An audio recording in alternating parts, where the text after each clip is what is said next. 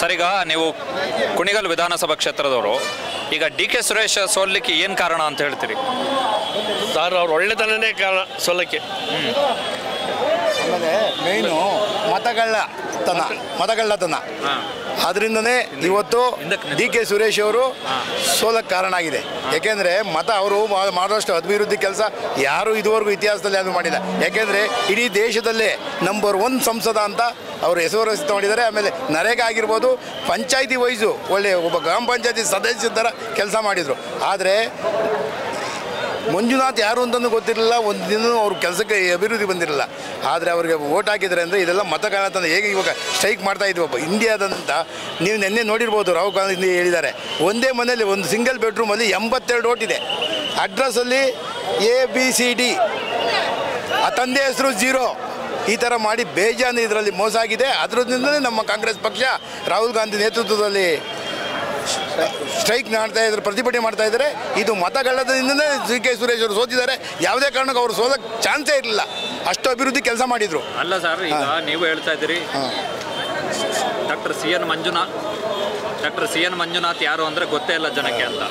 ಜಯದೇವದ ಮುಖ್ಯಸ್ಥರ ಜಯದೇವದಲ್ಲಿ ಗೊತ್ತಿದ್ರೆ ಹೊರತು ಹಳ್ಳಿಗಳಿಗೂ ಬಂದು ಯಾವುದೂ ಕೆಲಸ ಮಾಡಿರಲಿಲ್ಲ. ರೈತರು ಓಟ್ ಹಾಕಿರ್ತಾರಲ್ಲ, ರೈತರು ಏನು ಮಹಿಳೆಯರೇ ಆಗಲಿ ರೈತರಾಗಿರ್ಬೋದು, ಏನು ಇಡೀ ತಾಲೂಕಲ್ಲಿ ಎಲ್ಲರೂ ಆಪ್ರೇಷನ್ ಮಾಡಿರ್ತಾರೆ. ಎಲ್ಲ ಹೋಬಳಿಗೆ ಒಬ್ಬ ಅಥವಾ ತಾಲೂಕಿಗೆ ಒಬ್ಬರು ಇಬ್ಬರು ಆಪ್ರೇಷನ್ ಮಾಡಿರ್ತಾರೆ. ಯಾರು ಅನ್ನೋದೇ ಮಂಜುನಾಥ್ ಗೊತ್ತಿರಲಿಲ್ಲ. ಅಂಥದ್ರಲ್ಲಿ ಎಲ್ಲರೂ ಓಟ್ ಹಾಕಿ MLA ನಮ್ಮ ರಂಗನಾಥ್ ಅವ್ರಿಗೆ 27,000 ಓಟ್ ಲೀಡ್ ಆಯಿತು. ಅದೇ MP ಎಲೆಕ್ಷನಲ್ಲಿ ನಾವು ಹಿಂದೆ ಹೋಗಿದ್ದೀವಿ ಅಂದರೆ ಬಿಕಾಸ್ ಆಫ್ ಮತಗಳ್ಳತನ.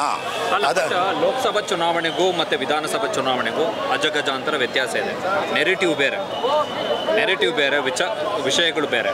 ಅಂಥದ್ರಲ್ಲಿ ಹಿನ್ನಡೆ ಮುನ್ನಡೆ ಆಗುವಂಥದ್ದು ಹೇಗೆ ಮತಗಳ್ಳತನ ಅಂತೇಳಿ ಹೇಗೆ? ಇವಾಗ ನಿನ್ನೆ ಎಕ್ಸಾಂಪಲ್ ಕೊಟ್ಟಿದ್ದಾರಲ್ಲ ಸರ್, ನಮ್ಮ ನಾಯಕರಾದಂಥ ರಾಹುಲ್ ಗಾಂಧಿ ಅವರು ಕ್ಲೀನಾಗಿ ಡೀಟೇಲ್ ಆಗಿ ಹೇಳಿದ್ದಾರೆ ಇದರಲ್ಲಿ ಮತಗಳ್ಳತನ ಆಗಿದೆ ಅಂತ. ಒಬ್ಬ ವ್ಯಕ್ತಿದು ರಾಜಸ್ಥಾನದಲ್ಲಿ ಓಟಿದೆ, ಮಹಾರಾಷ್ಟ್ರದಲ್ಲಿ ಓಟಿದೆ, ಕರ್ನಾಟಕದಲ್ಲಿ ಓಟಿದೆ, ಎಲ್ಲ ಕಡೆನೂ ಓಟಿದೆ.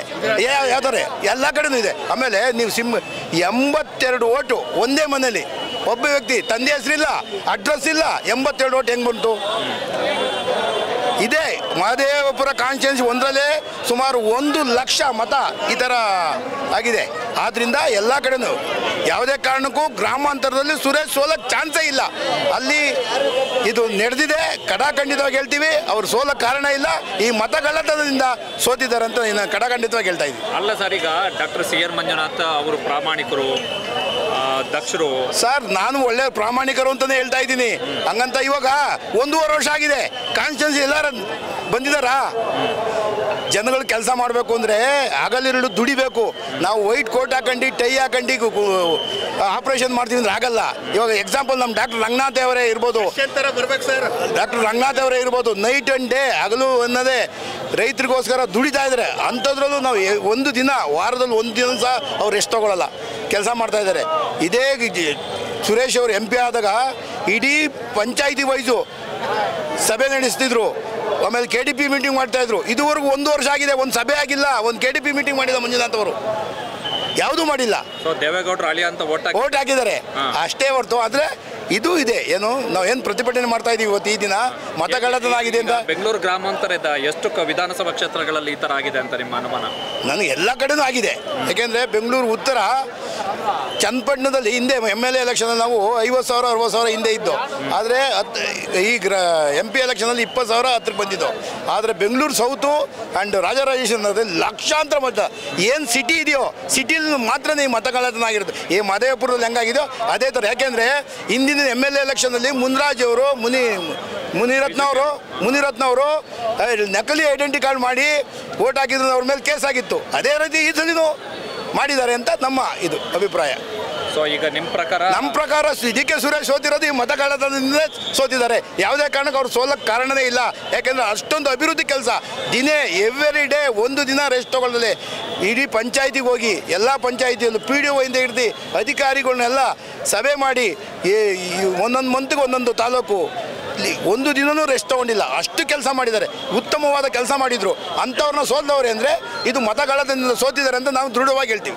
ಈಗ ಬೆಂಗಳೂರು ಗ್ರಾಮಾಂತರ ಹೊರತುಪಡಿಸಿ ಬೇರೆ ಯಾವ ಕ್ಷೇತ್ರಗಳಲ್ಲಾಗಿದೆ ಅಂತ? ಬೆಂಗಳೂರು ಸೆಂಟ್ರಲ್ ಬಿಟ್ಟು, ಬೆಂಗಳೂರು ಗ್ರಾಮಾಂತರ, ಬೆಂಗಳೂರು ಸೆಂಟ್ರಲ್ ಬಿಟ್ಟು ಮಹದೇವಪುರದಲ್ಲಿ ಆಗಿದೆಯಲ್ಲ,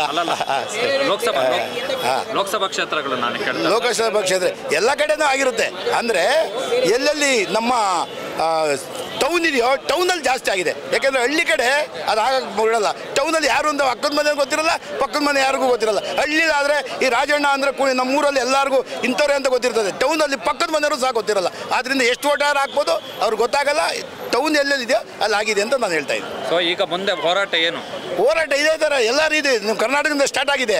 ಎಲ್ಲ ಕಡೆ ಬಿಹಾರ ಆಗಿರ್ಬೋದು, ರಾಜಸ್ಥಾನ, ಎಲ್ಲ ಕಡೆ ಹೋರಾಟ ನಮ್ಮ ರಾಹುಲ್ ಗಾಂಧಿ ನೇತೃತ್ವದಲ್ಲಿ ಹೋರಾಟ ಮುಂದುವರಿಯುತ್ತದೆ. ಇದು ಯಾವುದೇ ಕಾರಣಕ್ಕೂ ನಿಲ್ಲಲ್ಲ. ಈಗ ಬಿಜೆಪಿ ಅವರು ಹೇಳ್ತಾರೆ ಮೋದಿ ಅಲೆಯ ಕಾರಣಕ್ಕೋಸ್ಕರ ನಾವು ಮತ್ತೆ ಮೂರನೇ ಬಾರಿ ಅಧಿಕಾರಕ್ಕೆ ಬಂದ್ವಿ. ಮೋದಿ ಅಲೆ ಈ MLA ಎಲೆಕ್ಷನಲ್ಲಿ ನಮ್ಮ MLA ಇದೆ 2023 ಎಲೆಕ್ಷನ್ ಆಯ್ತಲ್ಲ, ಮೋದಿ ಅವರು 25 ಸಲ 30 ಸಲ ಬಂದು ರ್ಯಾಲಿ ಮಾಡಿದ್ರು. ಯಾಕಾಗಲಿಲ್ಲ? ಯಾಕೆ ಅಲೆ ಆಗಲಿಲ್ಲ? ಮೋದಿ ಅವರು ಎಷ್ಟು ಸಲ ಬಂದರು? ಇಡೀ ರೋಡು ಎಲ್ಲ ಏನು ಹೂ ಹಾಕೊಂಡು ಮೆರವಣಿಗೆ ಮಾಡಿದ್ರು. ಎಲ್ಲಿ ಗೆಲ್ಲಕ್ಕಾಯ್ತು? ಮೋದಿಯವರು ಅಲೆ ಅಲ್ಲ, ಇದು ಮತಗಳದಿಂದ ಗೆದ್ದಿರೋದು. ಇದು ಮತಗಳತನದಿಂದ ಗೆದ್ದಿರೋದು ಅಂತ ನಾವು ಹೇಳ್ತಾ ಇದ್ದೀವಿ.